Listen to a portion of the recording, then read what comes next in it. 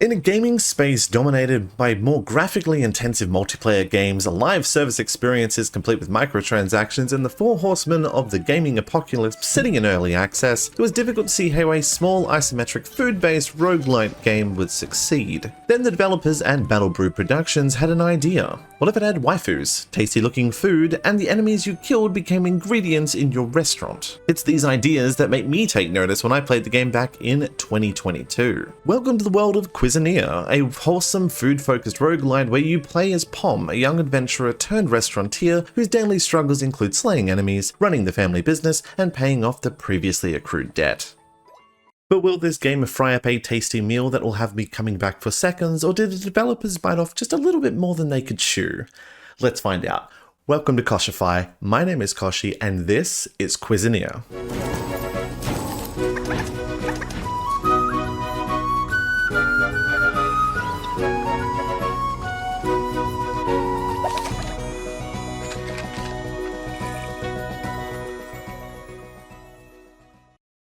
Now, before we get into it, if you want to see more reviews like this, make sure you go and hit that subscribe button. I'll be reviewing the PC version of this game with a code provided by the publisher, so thanks very much for that.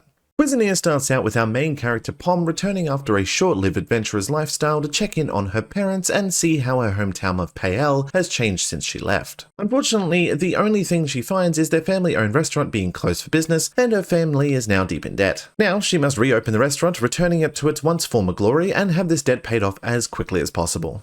To get this done, Pom uses her previously acquired adventuring knowledge to collect ingredients from the land and its inhabitants. Pom pursues adventure in the world outside of Payel, wielding her cooking utensils against giant chickens, artillery shrimps, fire-breathing peppers, and other pesky perils, all while sipping boba tea all along the way. When she comes home after a long day, it's time to cook up a frenzy and grow the once thriving eatery into a sensational restaurant that will make Pom's parents proud. The first thing you'll notice with Cuisineer is just how pretty the game is, and its cartoony art style expands to every element of the game. From the monsters in the dungeons, to the town of Payel itself, and more importantly the food that you cook in your restaurant, everything appears to have this great attention to detail that makes it pop in all the right ways. After talking to the developers back in 2022, they said they used real-world references for these menu items, and it was a contributing factor to the amount of takeaway orders that were done through the game's development.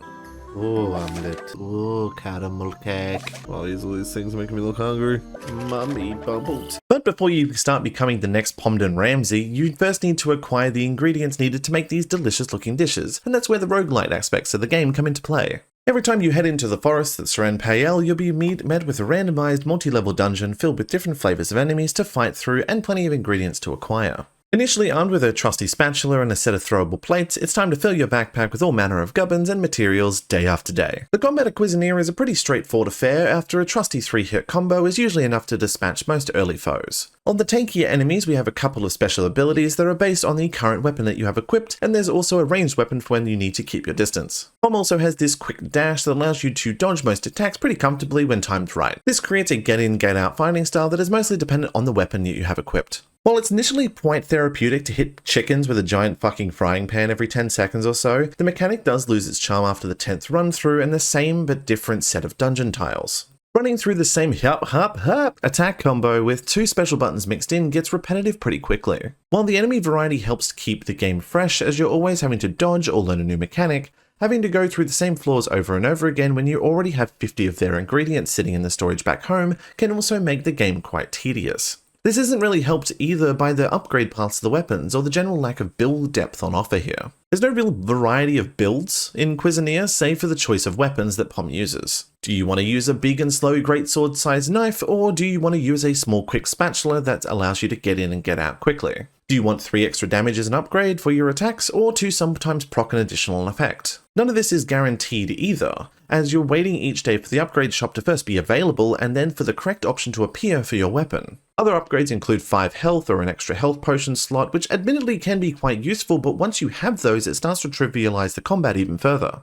While adventuring in the procedurally generated dungeons, death comes with quite a hefty penalty, and you lose all but a handful of resources that you've collected along the way. While this does teach you what you need to do differently in the future, its main goal appears to be providing a source of frustration as it wastes time and resources for that day, without any lasting effects. This is because there's no real time pressure in the game, and you can pretty much ignore the favorite debt collector for as long as you need to. The debt itself acts more as a form of soft progression for Cuisineer than really anything else. This is also reflected in other elements of the game, and while everything is done decently well across the board, the lack of depth in any one element leaves a lot to be desired. This is especially seen in the town of Payel and its inhabitants. Games like Stardew Valley or Dave the Diver have a similar gameplay loops, which are then complemented with downtime periods. This is where you get to fall in love with the world that you've been dropped into, and then the characters that you're spending time with on a daily basis. Cuisineer doesn't really have any of that. While the town is a comfy place to explore, the townsfolk feel like cardboard cutouts with a line of dialogue here, then there to fill the void. There's no character development, no one to romance, no development options for the town, and no bigger goal to work towards save for paying off another big debt. If I wanted to simulate that experience, I would just continue to live my real life.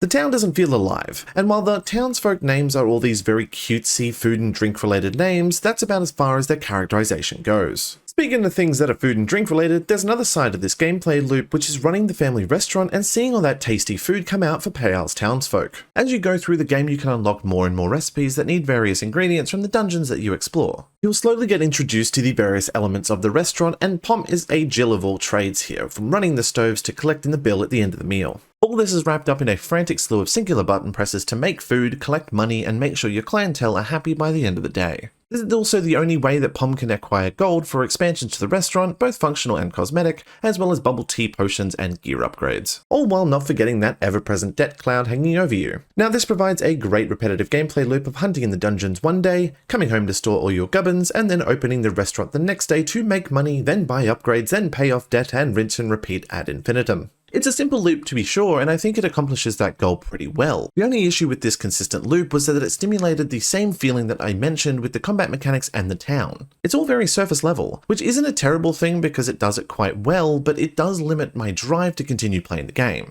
You have the ability to purchase various kitchen benches to quote-unquote cook in different ways, which sounds interesting, and it could add to the complexity of the game as you possibly learn how to complete the prep needed for new recipes. Unfortunately, Cuisineer has other ideas and everything appears to be cooked the same way. You find the pop-up option on the desired dish that's cooked to a specific station, and then you select it, wait X seconds for it to be made, and then it's done. While this helps you understand the restaurant mechanic at the start, this becomes incredibly tedious as time goes on. It was at this time when I realized what I was feeling towards the game as a whole. It's definitely lacking that deep flavor profile that would usually have me coming back for more. People who are looking for the extra depth past the initial gameplay loop will find nothing on offer save for a few new enemies to fight with a slightly different weapon or a new tasty picture to look at. There's plenty to enjoy with Cuisineer if you're looking for some simple set of primary and secondary gameplay loops to chill out after a long day. The game is certainly pretty to look at, and all the design work that's gone into the game has definitely allowed people to take notice. Unfortunately, there's no one specific element that really makes the game shine, and I really think it needed more time in the oven to really bake out those quality of life issues. Much like lukewarm water, it is definitely drinkable, but it's hard to love the taste of nothing after a while. Thanks for watching the video. Remember to hit the like button if you liked the review. It does go a long way to help support the channel. Remember to subscribe for more reviews like this. Let me know what you thought of the game down below, and you'll see me again soon. Until next time, Kochie, out.